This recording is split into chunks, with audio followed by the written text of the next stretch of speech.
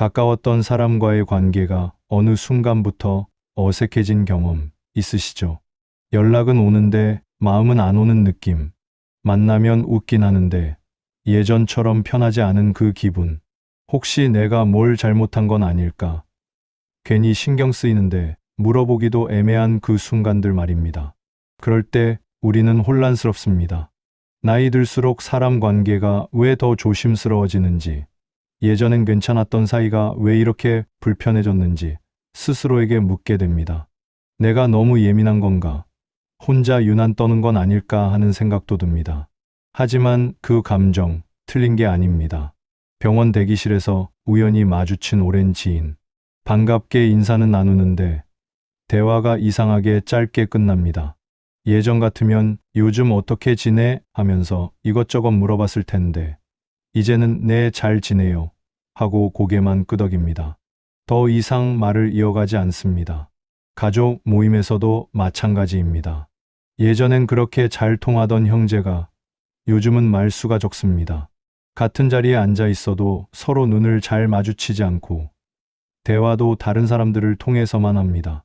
직접 말을 걸면 대답은 하는데 그 대답이 대화를 끝내려는 느낌입니다. 동네 카페에서 자주 보던 이웃도 그렇습니다. 몇 년 동안 마주칠 때마다 인사하고 가벼운 안부를 나누던 사이였는데 어느 순간부터 눈만 마주치면 급하게 다른 곳을 봅니다. 아예 못 본 척하거나 휴대폰을 꺼내보는 척합니다. 분명 서로를 봤는데 모르는 척하는 그 어색함이 공기 중에 떠돕니다. 이런 작은 순간들이 쌓이면 우리는 자책하게 됩니다. 내 성격에 문제가 있나? 내가 뭘 잘못했나 하고 밤에 잠들기 전까지 생각합니다. 혹시 내가 무슨 실수를 한 건 아닐까? 내가 무심코 한 말이 상처를 준 건 아닐까 돌아봅니다. 그런데 여기서 한 가지, 시선을 바꿔볼 필요가 있습니다. 사람이 마음으로 멀어질 때는 말로 표현하기 전에 이미 작은 신호들이 나타난다는 점입니다. 큰 싸움이 있었던 것도 아니고 명확한 이유가 있는 것도 아닌데 관계는 조용히 방향을 바꿉니다. 그리고 우리는 그 변화를 애써 무시하려고 합니다. 겉으로는 여전히 친절하고 예의 바른 말을 합니다. 잘 지내요. 연락할게요. 시간 나면 만나요. 같은 말들은 계속됩니다. 하지만 태도와 행동은 이미 다른 방향을 향하고 있습니다. 약속은 잡히지 않고 연락은 오지 않고 만남은 자꾸 미뤄집니다. 말은 거짓말을 할 수 있어도 몸과 습관은 거짓말을 못합니다. 눈빛, 말투, 침묵의 길이, 약속을 미루는 방식, 실수를 대하는 태도. 이 모든 것들이 그 사람의 진짜 마음을 보여줍니다. 조선의 실학자 정약용은 사람을 볼 때 말보다 순간을 봤다고 전해집니다. 사람들이 가장 꾸미지 못하는 짧은 반응, 아무도 평가하지 않는 장면에서 관계의 진짜 방향이 드러난다고 본 겁니다. 멀어짐은 배신이 아니라 마음이 먼저 알려주는 변화라는 뜻입니다. 그는 또 이렇게 말했습니다. 사람의 진심은 억지로 꾸민 말이 아니라 무심코 나온 태도에 있다고요. 준비된 말은 얼마든지 친절할 수 있지만 준비되지 않은 순간의 태도는 숨길 수 없다는 겁니다. 오늘 이야기는 누군가를 끊어내자는 내용이 아닙니다. 관계를 정리하라는 조언도 아닙니다. 다만 내 마음이 보내는 신호를 무시하지 않아도 된다는 이야기입니다.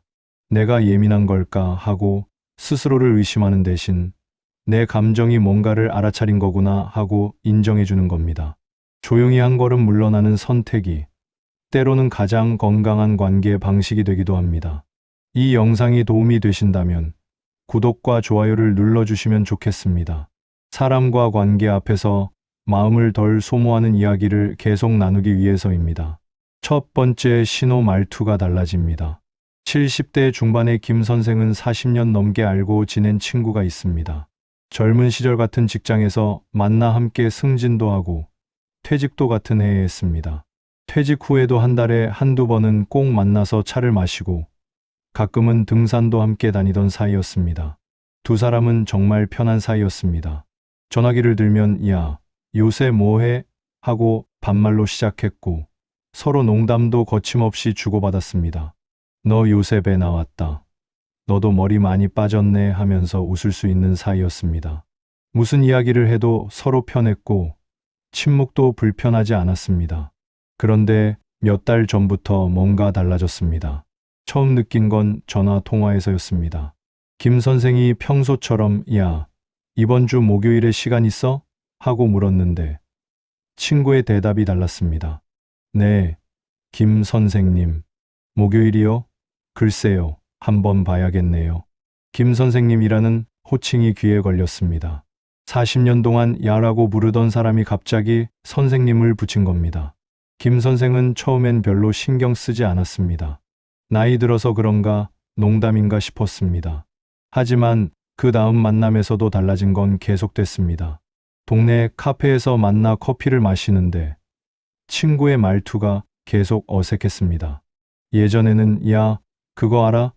우리 동네에 새로 생긴 식당 괜찮더라 하고 편하게 이야기했는데 이제는 김 선생님, 혹시 새로 생긴 식당 가보셨어요? 하고 묻습니다. 김 선생이 우리 그냥 편하게 얘기하자고 했더니 친구는 아, 네. 그럼요. 하고는 잠시 후 또 존댓말로 돌아갔습니다. 대화의 내용도 달라졌습니다. 예전에는 서로 집안 이야기, 자식들 이야기, 건강 걱정까지 스스럼 없이 나눴는데 이제는 날씨 이야기, 뉴스 이야기처럼 안전한 주제만 나눕니다. 김 선생이 요즘 무릎이 좀 안 좋아서 하고 얘기를 꺼내면 친구는 아, 그러시군요. 병원은 가보셨어요? 하고 짧게 대답하고는 다른 이야기로 넘어갑니다. 예전 같으면 야, 나도 그래. 나는 이 병원 다니는데 거기 괜찮더라 하면서 자기 경험을 나누고 우리 나이가 되니까 여기저기 아프지 뭐 하면서 공감해 줬을 텐데 이제는 그런 게 없습니다. 질문은 하는데 관심은 없는 것 같은 느낌입니다. 가장 이상했던 건 농담이 사라진 겁니다. 김 선생이 예전처럼 가벼운 농담을 던지면 친구는 웃기는 하는데 어색하게 웃습니다. 그리고 농담을 받아서 다시 던지지 않습니다. 하하, 그러게요. 하고 웃고는 대화를 다른 곳으로 돌립니다. 김 선생은 처음엔 요즘 무슨 걱정거리가 있나 싶었습니다. 그래서 조심스럽게 물어봤습니다. 야, 요즘 무슨 일 있어? 요새 좀 다른 것 같은데. 친구는 잠시 멈칫하더니 이렇게 대답했습니다. 아니에요. 김 선생님. 별일 없습니다. 그냥 나이 들어서 그런가 봅니다. 그 대답을 들은 순간 김 선생은 알았습니다. 문제가 있는데 말하지 않는 거구나. 아니, 말할 생각이 없는 거구나.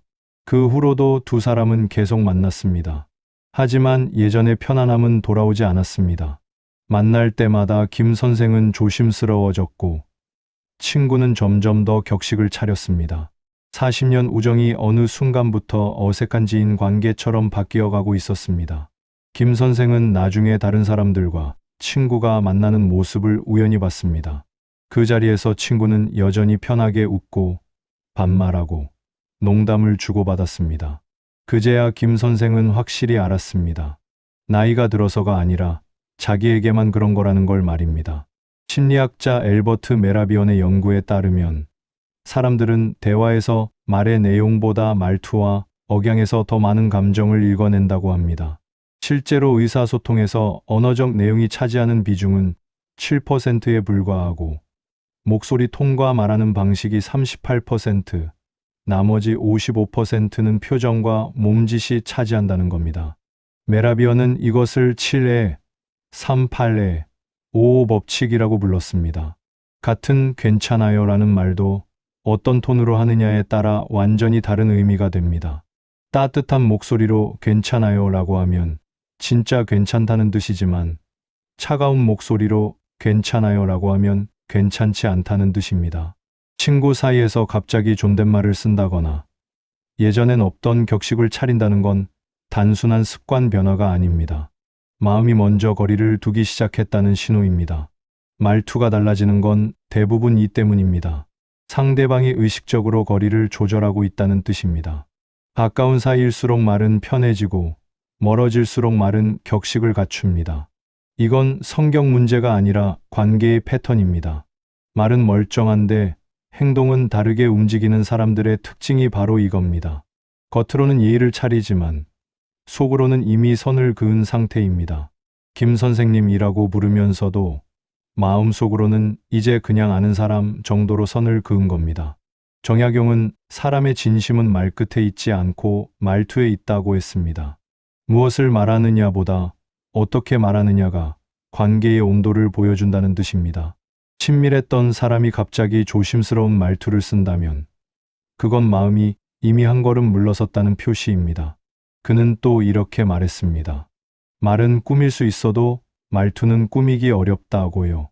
내용은 친절하게 만들 수 있지만 목소리에 실리는 온기는 만들어낼 수 없다는 겁니다.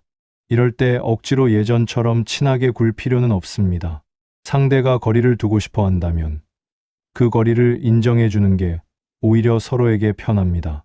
관계는 억지로 붙잡는다고 유지되는 게 아닙니다. 내 마음을 보호하는 선택은 그 사람을 밀어내는 게 아니라 나를 지키는 일입니다. 40년 우정이라는 이름 때문에 불편한 관계를 억지로 유지할 필요는 없습니다. 조용히 한 걸음 물러서는 것도 용기입니다. 두 번째, 신호 침묵이 길어집니다. 60대 후반의 박 여사는 매주 수요일마다 동네 문화센터에서 만나는 지인이 있습니다.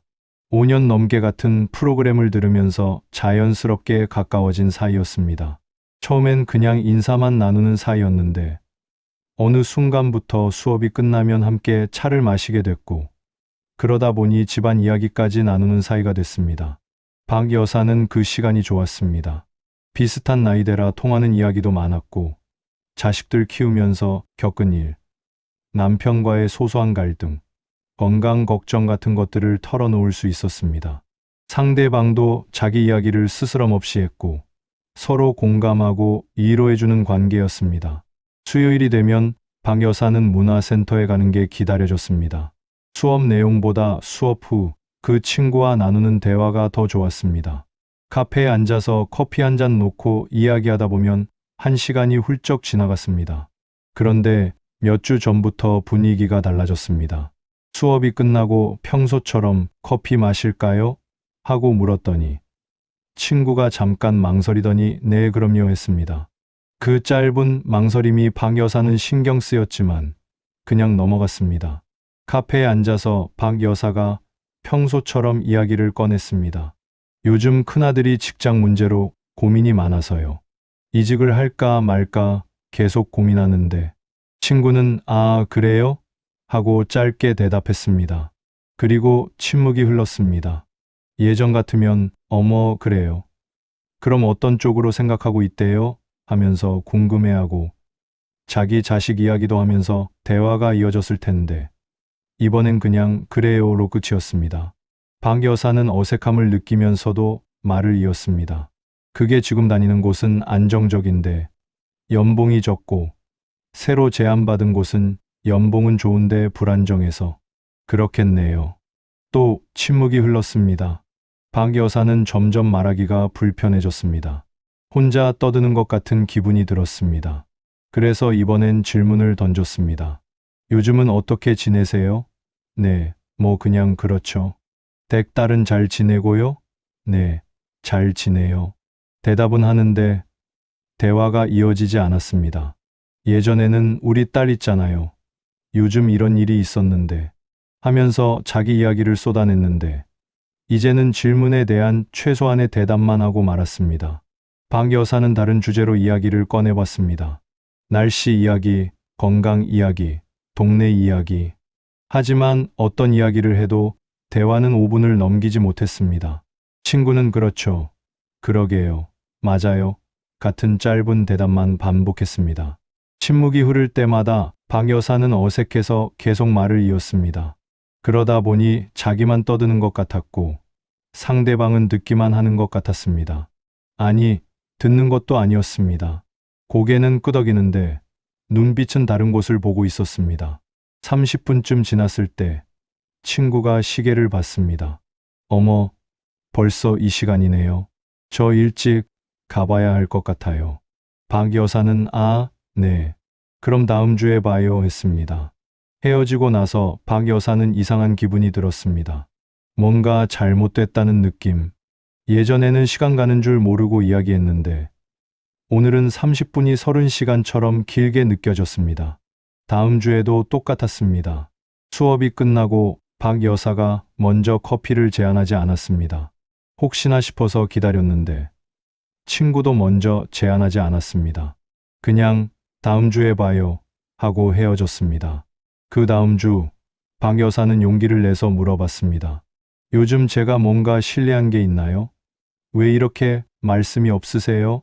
친구는 잠깐 당황한 표정을 짓더니 이렇게 대답했습니다. 아니에요, 박 여사님. 전혀요. 그냥 요즘 제가 좀 피곤해서 그래요. 하지만 박 여사는 알았습니다. 그게 진짜 이유가 아니라는 걸. 왜냐하면 바로 그날 수업이 끝나고 박 여사가 먼저 나오는데 뒤에서 웃음소리가 들렸기 때문입니다. 돌아보니 그 친구가 다른 사람들과 활발하게 이야기하고 있었습니다. 손짓 발짓 해가며 뭔가를 설명하고 다른 사람들은 웃고 친구도 환하게 웃고 있었습니다. 피곤해서가 아니었습니다. 자기하고만 말을 안 하는 거였습니다. 침묵은 단순히 말이 없는 상태가 아닙니다. 관계 심리학자 존 가트맨의 연구에 따르면 친밀한 관계에서 침묵은 두 가지 의미를 가진다고 합니다. 하나는 편안함에서 오는 침묵이고 다른 하나는 회피에서 오는 침묵입니다.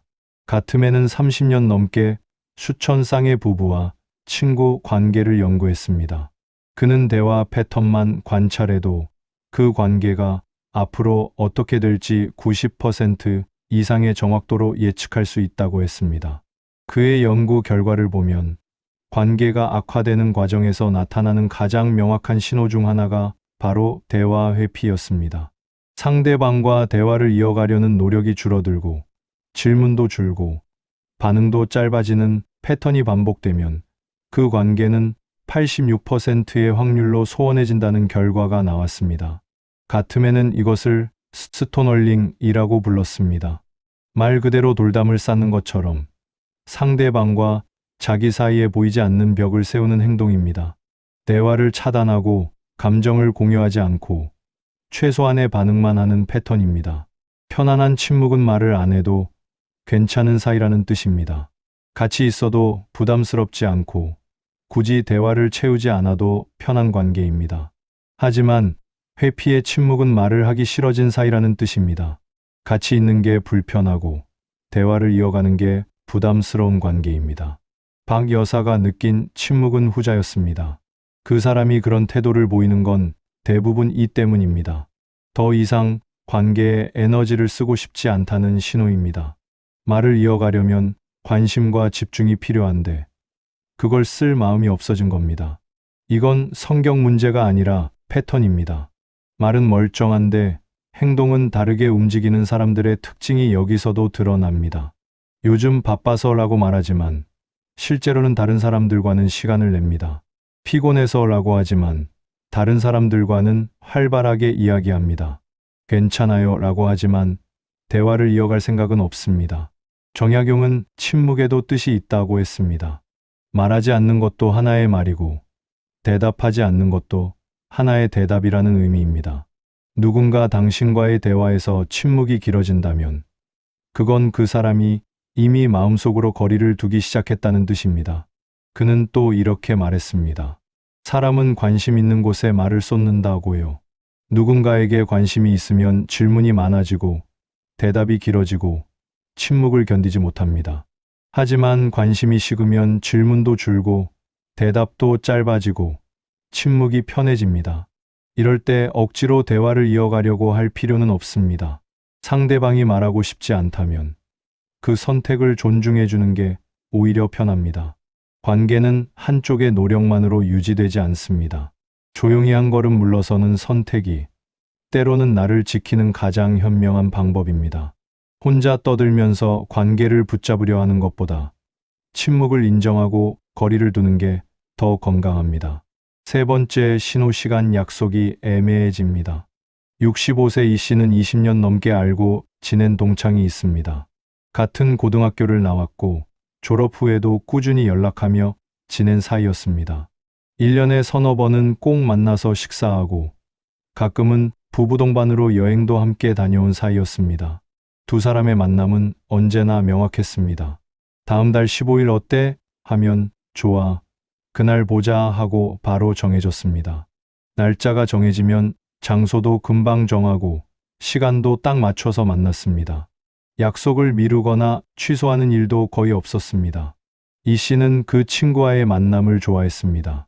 오랜 시간 함께해서 그런지 서로를 잘 알았고 편하게 속마음을 나눌 수 있었습니다. 젊은 시절 이야기부터 지금의 고민까지 무엇이든 터놓고 이야기할 수 있는 사이였습니다. 그런데 작년 가을쯤부터 약속 잡기가 어려워졌습니다. 이 씨가 평소처럼 전화를 걸었습니다. 야, 이번 달에 한번 보자. 식사나 하면서. 친구는 잠깐 뜸을 들이더니 이렇게 대답했습니다. 아, 그래. 좋지. 근데 이번 달은 좀 바빠서 다음 달에 보는 게 어때? 이 씨는 그래, 그럼 다음 달에 보자 했습니다. 한 달 후, 이 씨가 다시 전화했습니다. 지난번에 다음 달에 보자고 했잖아. 이번 주 수요일 어때? 수요일? 수요일은 좀 다른 약속이 있어서. 그 다음 주는 어때? 이 씨는 그럼 그 다음 주 수요일 했습니다. 그날도 좀 애매한데. 나중에 내가 연락할게. 일정 확인하고. 그래, 알았어. 연락 기다릴게. 하지만 연락은 오지 않았습니다. 2주가 지나고 이 씨가 다시 전화했습니다. 야, 저번에 연락한다고 했잖아. 아, 미안해. 요즘 정신이 없어서 깜빡했네. 이번 주말은 어때? 주말 좋지. 토요일? 토요일은 글쎄, 아직 확정은 아닌데 가족 모임이 있을 수도 있어서. 일요일은? 일요일도 괜찮아. 그래, 일요일로 하자. 그런데 장소는 어디가 좋을까? 생각 좀 해보고 다시 연락할게. 또 연락이 오지 않았습니다. 이 씨는 이상하다는 생각이 들었습니다. 예전 같으면 전화 한 통이면 바로 약속이 잡혔는데 이제는 한 달이 지나도 만남이 성사되지 않았습니다. 항상 뭔가 애매하고 확정이 안 되고 나중에 연락한다고 하고는 연락이 오지 않았습니다. 이 씨는 혹시 친구가 정말 바쁜가 싶어서 SNS를 확인해 봤습니다. 그런데 친구의 SNS에는 사진이 꾸준히 올라오고 있었습니다. 등산 모임 사진, 골프 치는 사진, 친구들과 식사하는 사진. 사진마다 날짜가 적혀 있었는데 대부분 최근 몇 주 안에 찍은 것들이었습니다. 이 씨는 그제야 깨달았습니다. 바쁜 게 아니라는 걸. 다른 사람들과는 시간을 내는데 자기하고만 약속을 피하고 있다는 걸. 그래도 이 씨는 한 번 더 시도해 봤습니다. 야, 다음 주 중에 시간 되는 날 있어? 내가 편한 날로 정해. 친구는 이렇게 대답했습니다. 다음 주는 거의 다 차 있어서 그 다음 주쯤 연락할게. 요즘 일정이 좀 복잡해서. 이 씨는 더 이상 전화하지 않았습니다. 연락할게라는 말이 연락하지 않겠다는 뜻이라는 걸 알았기 때문입니다. 한 달쯤 지났을 때 친구에게서 문자가 왔습니다. 잘 지내지? 요즘 바빠서 연락도 못했네. 조만간 한번 보자. 조만간. 구체적인 날짜도 시간도 장소도 없는 조만간. 이 씨는 답장을 보냈습니다. 그래, 시간 나면 연락해. 하지만 마음속으로는 알고 있었습니다. 그 조만간은 오지 않을 거라는 걸. 시간관리 연구로 유명한 심리학자 로라 벤더캠의 조사에 따르면 사람들은 정말 만나고 싶은 사람과는 24시간 이내에 구체적인 약속을 잡는다고 합니다. 그녀는 1만 명이 넘는 사람들의 일정 관리 패턴을 5년간 추적 관찰했습니다. 연구 결과 사람들은 우선순위가 높은 만남에 대해서는 즉시 반응했습니다. 다음 주 화요일 6시 어때? 같은 구체적인 제안을 하거나 내가 일정 확인하고 오늘 안으로 연락할게 하고 실제로 그날 연락했습니다. 반대로 만남을 피하고 싶은 상대에게는 나중에, 언젠가, 시간 나면 같은 애매한 표현을 쓰는 비율이 78%에 달했습니다. 그리고 이런 애매한 대답을 한 사람들 중 92%는 실제로 그 약속을 지킬 의사가 없었습니다. 벤더캠은 이것을 정중한 거절의 언어라고 불렀습니다. 직접적으로 만나고 싶지 않다고 말하기는 미안하고 그렇다고 만나자고 하기도 싫으니까 애매한 표현으로 시간을 끌다가 자연스럽게 흐지부지되게 만드는 전략이라는 겁니다. 더 흥미로운 건 이런 패턴을 보이는 사람들은 다른 관계에서는 전혀 그렇지 않다는 점이었습니다. 같은 사람이 어떤 친구와는 즉시 약속을 잡으면서 다른 친구와는 몇 달째 약속을 미루고 있었습니다. 바쁜 게 아니라 선택적으로 시간을 쓰고 있었던 겁니다. 시간 약속이 애매해지는 건 대부분 이 때문입니다. 상대방이 당신과의 만남에 우선순위를 두지 않는다는 뜻입니다. 정말 만나고 싶은 사람에게는 시간을 냅니다. 바쁘더라도 일정을 맞춥니다. 아무리 복잡한 스케줄이라도 방법을 찾습니다. 이건 성격 문제가 아니라 패턴입니다. 말은 멀쩡한데 행동은 다르게 움직이는 사람들의 특징이 바로 여기 있습니다. 꼭 보자고 말하지만 날짜는 정하지 않습니다. 연락할게 라고 하지만 연락은 오지 않습니다. 미안해, 바빠서 라고 하지만 SNS에는 다른 사람들과의 만남 사진이 올라옵니다. 조만간 시간 내자고 하지만 그 조만간은 영영 오지 않습니다. 정약용은 사람의 진심은 시간 쓰임에서 드러난다고 했습니다. 누구에게 시간을 쓰는가, 무엇에 시간을 내는가를 보면 그 사람의 마음이 어디에 있는지 알 수 있다는 뜻입니다. 약속을 계속 미루는 사람은 이미 마음속으로 당신과의 관계에서 한 걸음 물러선 상태입니다. 그는 또 이렇게 말했습니다. 시간은 거짓말을 하지 않는다고요. 말로는 얼마든지 바빠서라고 할 수 있지만 실제로 시간을 어디에 쓰는지를 보면 그 사람의 우선순위가 드러난다는 겁니다. 이럴 때 억지로 약속을 잡으려고 할 필요는 없습니다. 상대방이 시간을 내고 싶지 않다면 그 선택을 받아들이는 게 오히려 편합니다. 관계는 한쪽이 매달린다고 유지되는 게 아닙니다. 내가 먼저 기대를 내려놓는 선택이 때로는 나를 지키는 가장 현명한 방법입니다. 언제 한번 보자는 말에 기대를 걸지 말고 시간 나면 연락해라는 말을 액면 그대로 받아들이는 겁니다. 그리고 조용히 그 사람을 기다리는 목록에서 지우는 겁니다. 네 번째, 신호 실수 후 태도가 달라집니다. 72세 최 선생은 오랜 친구와 함께 골프 모임에 나가곤 했습니다. 30년 넘게 알고 지낸 사이라 서로 편하게 농담도 하고 가끔은 서로 실수를 놀리기도 했습니다. 친구가 공을 허치면 오늘 컨디션 별로네 하고 웃었고 최 선생이 실수하면 친구도 똑같이 농담을 던졌습니다. 그게 두 사람의 방식이었습니다. 진지하게 따지거나 기분 나빠하지 않고 서로 웃고 넘어가는 사이였습니다. 골프를 치다가 실수해도 약속 시간에 조금 늦어도 식사 약속을 깜빡해도 야, 정신 좀 차려 하고 웃으면 그만이었습니다. 최 선생도 가끔 실수를 했습니다. 골프 약속 시간을 착각해서 30분 늦은 적도 있고 친구 생일을 깜빡한 적도 있었습니다. 그럴 때마다 친구는 야, 건망증 심하네 하고 웃어 넘겼습니다. 최 선생도 미안, 다음엔 조심할게 하고 넘어갔고 그걸로 끝이었습니다. 그런데 몇 달 전 조금 다른 일이 있었습니다. 최 선생이 골프 모임 날짜를 완전히 잘못 알고 있었습니다. 모임이 토요일인데 일요일로 알고 있었던 겁니다. 친구들이 토요일에 모였는데 최 선생만 나타나지 않았고 친구가 전화를 걸어서야 실수를 알았습니다. 최 선생은 당황해서 사과했습니다. 미안해, 내가 날짜를 잘못 알고 있었네. 정말 미안해. 친구는 전화로 괜찮아, 다음에 보자 했습니다. 하지만 목소리가 평소와 달랐습니다. 웃지 않았고 톤이 차가웠습니다. 최 선생은 정말 미안한 마음에 다음날 친구에게 다시 전화를 걸어 사과했습니다. 어제 정말 미안했어. 내가 요즘 정신이 없어서. 됐어. 그럴 수 있지. 말은 괜찮다고 했지만 분위기는 괜찮지 않았습니다. 그 다음 주 최 선생이 먼저 연락해서 식사 약속을 제안했습니다. 지난번 일 미안했어.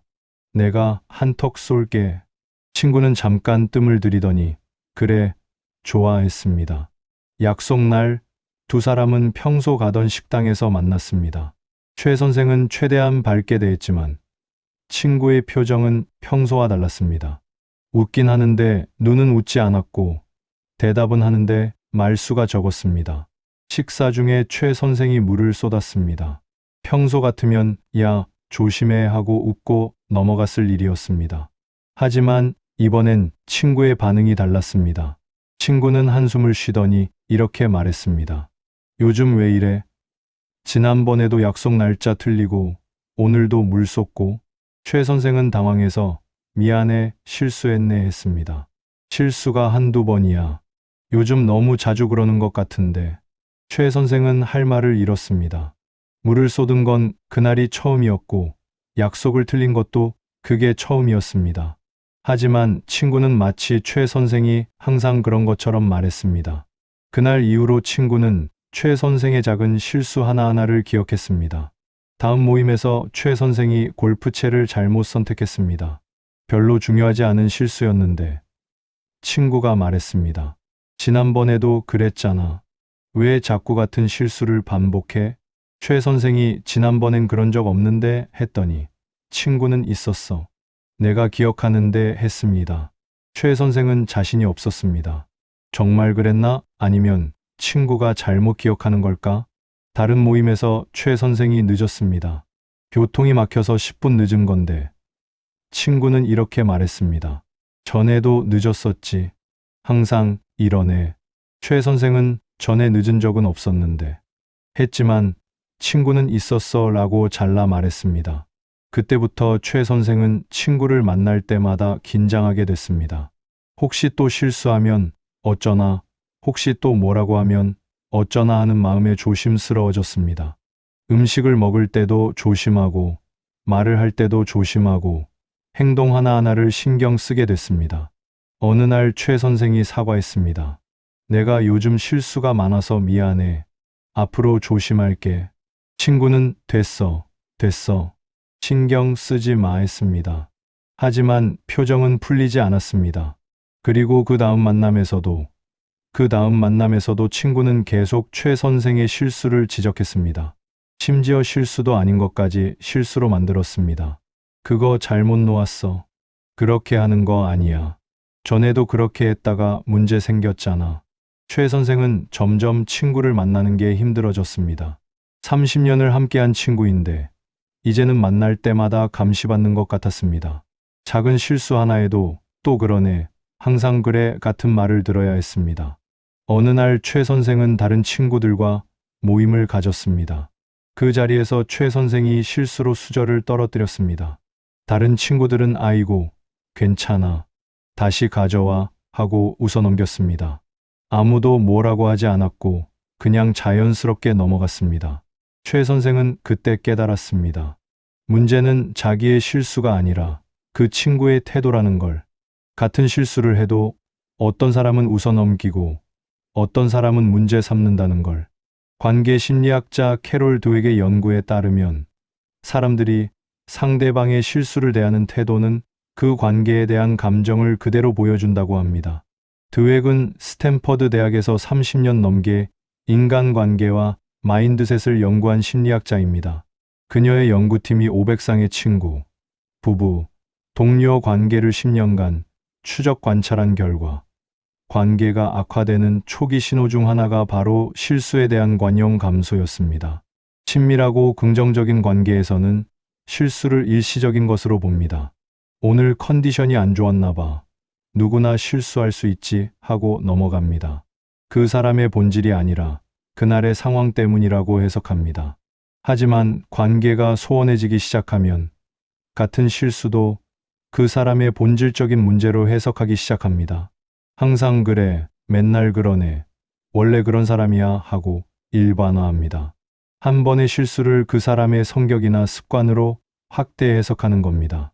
드웩의 연구에서 더 중요한 발견은 예전에는 웃고 넘어갔을 일을 이제는 문제 삼기 시작하고 작은 실수를 계속 기억하며 언급하는 비율이 73%까지 증가했다는 점이었습니다.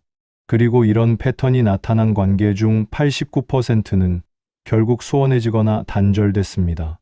실수를 너그럽게 봐주지 않는다는 건 이미 그 관계에 대한 애정과 관용이 소진됐다는 의미이기 때문입니다. 실수 후 태도가 달라지는 건 대부분 이 때문입니다. 상대방이 이미 당신에 대한 감정이 식었다는 신호입니다. 마음이 따뜻할 때는 실수도 이해가 되지만 마음이 멀어지면 같은 행동도 불편하게 느껴집니다. 이건 성격 문제가 아니라 패턴입니다. 말은 멀쩡한데 행동은 다르게 움직이는 사람들의 특징이 여기서도 나타납니다. 괜찮아 라고 말하지만 표정은 굳어 있습니다. 신경 쓰지 마라고 하지만 계속 그 이야기를 꺼냅니다. 됐어, 됐어 라고 하지만 다음에 또 그 일을 들먹입니다. 겉으로는 용서한 것처럼 보이지만 속으로는 이미 점수를 깎아둔 상태입니다. 정약용은 사람의 마음은 작은 일에서 먼저 떠난다고 했습니다. 큰 사건이 있어서 관계가 깨지는 게 아니라 작은 일들을 더 이상 너그럽게 봐주지 않을 때 관계는 이미 멀어진 거라는 뜻입니다. 누군가 당신의 실수를 예전처럼 웃어넘기지 않는다면 그건 그 사람의 마음이 이미 한 걸음 물러났다는 표시입니다. 그는 또 이렇게 말했습니다. 관용은 마음에서 나온다고요. 사람을 좋아할 때는 그 사람의 단점도 귀엽게 보이지만 마음이 멀어지면 장점도 거슬리게 된다는 겁니다. 이럴 때 계속 사과하거나 관계를 회복하려고 애쓸 필요는 없습니다. 상대방이 더 이상 당신을 너그럽게 봐주지 않는다면 그 관계에서 한 걸음 물러서는 게 오히려 편합니다. 관계는 억지로 붙잡는다고 유지되지 않습니다. 내 감정을 보호하는 선택이 때로는 가장 건강한 거리두기가 됩니다. 실수할 때마다 눈치를 보고 조심하고 긴장해야 하는 관계라면 그건 이미 건강한 관계가 아닙니다. 5번째, 신호약자를 대하는 태도가 보입니다. 68세 정 여사는 오랜 친구와 함께 식당에 갔습니다. 20년 넘게 알고 지낸 사이라 한 달에 한 번은 꼭 만나서 식사를 하곤 했습니다. 그날도 평소처럼 동네 식당에서 점심을 먹기로 했습니다. 식당에 들어서자 젊은 직원이 물을 따라주고 메뉴판을 가져다 주었습니다. 정 여사는 감사합니다 하고 인사했는데 친구는 메뉴판만 받고 아무 말이 없었습니다. 주문할 때도 친구는 이거, 저거 하며 손가락으로만 가리켰고 직원이 확인차 다시 물어보자 짜증 섞인 목소리로 대답했습니다. 식사 중에 반찬이 떨어져서 직원을 불렀는데 친구는 여기요가 아니라 야 하고 불렀습니다. 정 여사는 그 순간 묘한 기분이 들었습니다. 자기에게는 늘 공손하고 예의 바르던 사람이 식당 직원에게는 전혀 다른 모습을 보였기 때문입니다. 그날 이후로 정 여사는 친구를 다르게 보게 됐습니다. 친구가 자기에게 보이는 친절이 진심인지 아니면 필요해서 하는 연기인지 의심스러워졌습니다. 왜 약자를 대하는 태도가 중요할까요? 심리학자 댄 에리얼리의 연구에 따르면 사람들은 자기보다 약한 위치에 있는 사람을 대할 때 본래의 성품이 가장 잘 드러난다고 합니다. 에리얼리는 듀크 대학 행동경제학 교수로 20년 넘게 인간의 비합리적 행동과 도덕성을 연구해온 학자입니다. 그의 연구팀이 1200명을 대상으로 10년간 추적 조사한 결과는 놀라웠습니다. 사람들은 자기에게 힘이 있거나 필요한 사람에게는 누구나 친절할 수 있었습니다. 직장 상사, 중요한 거래처, 영향력 있는 지인에게는 예의 바르고 상냥하게 대했습니다. 하지만 식당 직원, 택시 기사, 청소 노동자, 경비원처럼 자신에게 직접적인 이득이나 영향력이 없는 사람을 대하는 태도는 완전히 달랐습니다. 어떤 사람들은 여전히 예의를 지켰지만 어떤 사람들은 무시하거나 함부로 대했습니다. 더 중요한 건 서비스 직종 종사자에게 무례한 태도를 보인 사람들은 친밀한 관계에서도 결국 같은 패턴을 보였다는 점입니다. 처음에는 친절하고 배려하다가도 관계가 익숙해지거나 상대방이 더 이상 필요 없다고 느껴지면 태도가 변하는 비율이 81%에 달했습니다. 이것을 에리얼리는 조건부 친절이라고 불렀습니다. 진짜 친절이 아니라 상황과 이익에 따라 켜고 끄는 친절이라는 뜻입니다. 왜 이런 패턴이 나타나는 걸까요? 인간관계에서 힘의 균형이라는 게 있습니다. 누군가에게 필요한 존재일 때 우리는 그 사람에게 잘 보여야 한다는 압박을 느낍니다. 직장 상사 앞에서 예의를 차리는 건 그 사람이 내 승진과 급여에 영향을 미치기 때문입니다. 중요한 거래처에 친절한 건 그 사람과의 관계가 사업에 도움이 되기 때문입니다. 하지만 힘의 균형이 한쪽으로 기울면 사람들은 본능적으로 그 힘을 사용하려 합니다. 식당 직원에게 함부로 하는 건 그 사람이 자기에게 대항할 수 없다는 걸 알기 때문입니다. 손님이 왕이라는 말 뒤에 숨어서 자기보다 약한 사람에게 무례하게 굴 수 있다는 걸 아는 겁니다. 그리고 이런 패턴은 다른 관계에서도 반복됩니다. 친구 관계에서도 마찬가지입니다. 처음에는 서로가 필요하니까 친절합니다.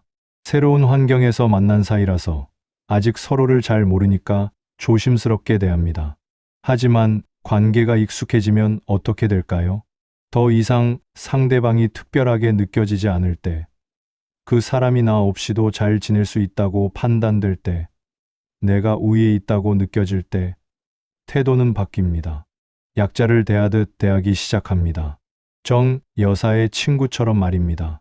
정 여사에게는 여전히 친절했던 이유는 정 여사가 아직 필요했기 때문입니다. 함께 시간을 보낼 사람, 이야기를 나눌 사람, 외로움을 달랠 사람이 필요했던 겁니다. 하지만 식당 직원은 필요 없었습니다. 다시 볼 일도 없고 관계를 유지할 이유도 없으니까 본래의 모습이 나온 겁니다. 조건부 친절의 스위치가 꺼진 순간입니다. 에리얼리의 연구는 더 나아갑니다. 그는 약자를 대하는 태도와 관계의 지속성 사이에 명확한 상관관계가 있다는 걸 발견했습니다. 10년 추적 조사 결과 서비스 직종 종사자에게 예의를 지킨 사람들의 인간관계는 평균 82%가 10년 후에도 유지됐습니다. 하지만 무례하게 대한 사람들의 관계는 34%만 유지됐습니다. 나머지 66%는 중간에 깨지거나 소원해졌습니다. 왜 그럴까요? 약자에게 무례한 사람은 결국 모든 관계를 힘의 관계로 봅니다. 내가 위인가, 아래인가, 내가 필요한 사람인가, 필요 없는 사람인가, 이런 기준으로 사람을 대하는 겁니다. 그러다 보면 언젠가는 당신도 그 사람에게 필요 없는 사람이 됩니다. 더 좋은 친구를 만나면, 더 유익한 관계를 맺으면, 당신이 더 이상 특별하지 않게 느껴지면 태도가 바뀝니다. 식당 직원을 대하던 그 태도로 당신을 대하기 시작합니다. 반대로 약자에게도 예의를 지키는 사람은 다릅니다. 그들은 관계를 힘의 관계로 보지 않습니다. 대신 사람과 사람의 관계로 봅니다. 식당 직원도 누군가의 부모이고 자식이고 친구입니다. 지금 나한테 서빙을 하고 있지만 그 사람도 존중받아야 할 인격체입니다. 이런 태도를 가진 사람은 관계에서도 일관성을 유지합니다. 당신이 힘들어질 때도, 당신이 더 이상 유익하지 않을 때도, 당신이 실수를 해도 여전히 존중합니다. 왜냐하면 그 사람에게 존중은 조건부가 아니기 때문입니다. 정약용은 사람의 본심은 아랫사람을 대하는 데서 드러난다고 했습니다. 윗사람에게 공손한 건 당연합니다. 그건 생존 본능이고 사회적 기술입니다. 누구나 힘 있는 사람 앞에서는 예의를 차립니다. 하지만 아랫사람에게도 예의를 지키는가를 보면 그 사람의 진짜 품성을 알 수 있다는 뜻입니다.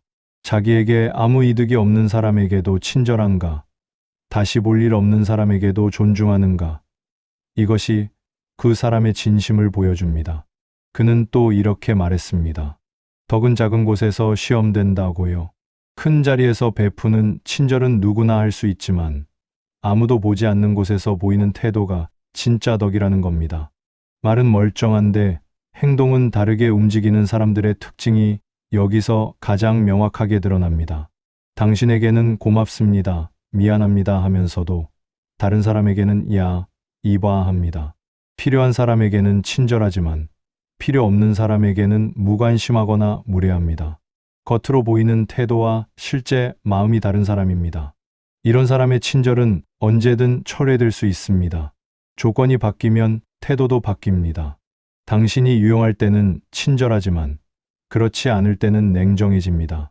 누군가 약한 사람에게 함부로 하는 모습을 본다면 그건 그 사람이 당신에게도 언젠가 같은 태도를 보일 수 있다는 경고입니다. 지금은 당신이 필요하니까 친절하지만 언젠가 당신이 필요 없어지면 당신도 그 식당 직원과 같은 대우를 받게 될 겁니다. 그리고 그 순간이 언제 올지는 아무도 모릅니다. 당신이 힘들어질 때일 수도 있고, 그 사람에게 더 좋은 친구가 생겼을 때일 수도 있고, 그냥 관계가 익숙해졌을 때일 수도 있습니다. 이럴 때는 조용히 거리를 두는 게 현명합니다. 지금은 친절해도 관계의 균형이 무너지면 태도가 바뀔 사람이기 때문입니다. 관계는 조건이 아니라 진심으로 유지되어야 합니다. 내가 쓸모 있을 때만 친절한 관계는 건강한 관계가 아닙니다. 내가 필요할 때만 존중하는 사람은 진짜 친구가 아닙니다. 내 마음을 지키는 선택은 그 사람을 비난하는 게 아니라 나를 보호하는 일입니다. 약자를 함부로 대하는 사람 곁에 있으면 언젠가 나도 그 약자가 됩니다. 그 전에 한 걸음 물러서는 게 나를 지키는 방법입니다. 사람이 멀어지는 건 어쩌면 자연스러운 일인지도 모릅니다. 인생을 살다 보면 어떤 사람은 가까워지고 어떤 사람은 멀어집니다. 모든 관계가 영원할 수는 없고 모든 인연이 끝까지 함께할 수는 없습니다. 계절이 바뀌듯 관계도 바뀝니다. 그것이 삶의 자연스러운 흐름입니다. 하지만 중요한 건 그 변화를 알아차리는 일입니다. 그리고 그 변화 앞에서 내 마음을 지키는 일입니다. 말투가 달라지고 침묵이 길어지고 약속이 애매해지고 실수를 너그럽게 봐주지 않고 약자를 대하는 태도가 보일 때 그건 상대방이 이미 마음으로 한 걸음 물러섰다는 신호입니다. 말로는 괜찮아, 별일 아니야, 바빠서 그래라고 하지만 태도는 이미 다른 방향을 가리키고 있습니다.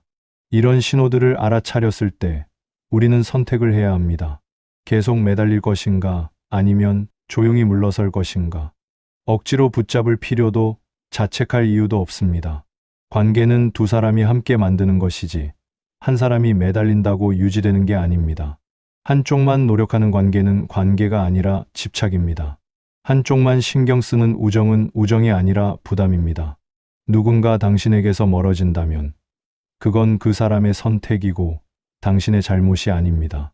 당신이 뭘 잘못해서가 아니라 그 사람의 마음이 바뀐 겁니다. 그리고 사람의 마음은 억지로 돌릴 수 없습니다. 조용히 한 걸음 물러서는 용기가 때로는 가장 건강한 관계의 방식이 됩니다.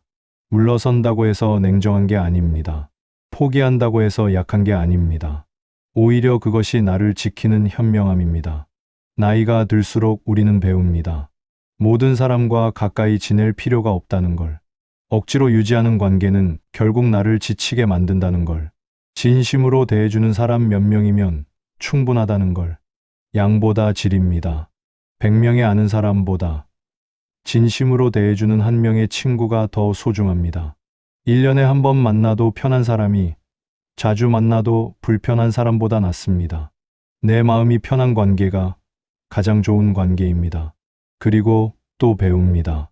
관계가 멀어지는 건 때로는 축복이라는 걸. 나에게 맞지 않는 사람이 자연스럽게 떨어져 나가는 과정이라는 걸. 공간이 비어야 더 좋은 사람이 들어올 수 있다는 걸. 오래된 관계라고 해서 무조건 붙잡아야 하는 건 아닙니다. 10년, 20년, 30년을 함께 했다고 해서 앞으로도 계속 함께 해야 하는 건 아닙니다. 과거의 시간이 현재의 불편함을 정당화하지는 못합니다. 중요한 건 얼마나 오래가 아니라 지금 어떤가입니다.